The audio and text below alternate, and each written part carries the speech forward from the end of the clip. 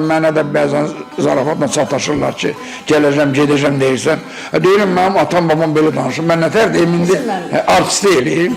Bəli, üzr istəyirəm. Elə çox yer gəldi. Mənə də hərdən belə deyirlər, mən də toz ləhcəsindən, ona görə tozdanam. Sizcə, mən ləhcəmi dəyişməliyəm, məsələn, Bakı ləhcəsindən danışmalıyam, Şəki ləhcəsindən. Hər kəs onun... Mən deyim sizə də, lap biraz da dərinə getmək istəyirəm. Mən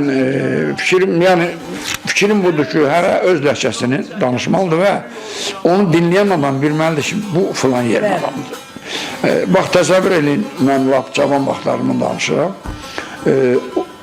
İndi özündə də bəzi adam var, məsələn, deyirlər ki, filan kəs Rus dilində elə danışır ki, heç seçilmir ki, bu Rus Azərbaycanı. Mən şəxsən onu qəbul eləmirəm. Seçilsə yaxşıdır. Seçilsə yaxşıdır, biz tanıyarlar. Bəli. Məsələn, yenə geriyə qayıdıram. Bizim bədnam qonşularımız və gürcülər ağzını açan kim bilirsən ki, bu ya gürcü deyirlər, elə deyilmi?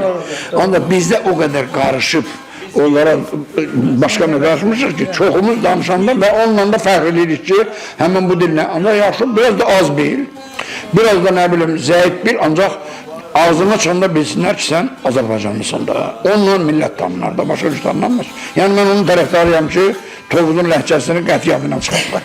Yadına çıxartma. Hərdən bir də get o yadına çıxartılan. Biraz bundan qabaq Ramiz müəllimə deyirəm ki, mən 90-cı ildə Türkiyə getmişdim.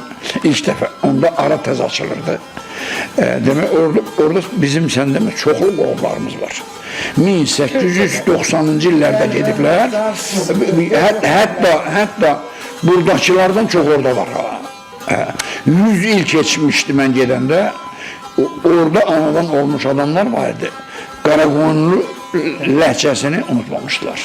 Biz məhətlər qalırdıq ki, məsələn, danışırlar ki, qabağında ölüm, nə bilək.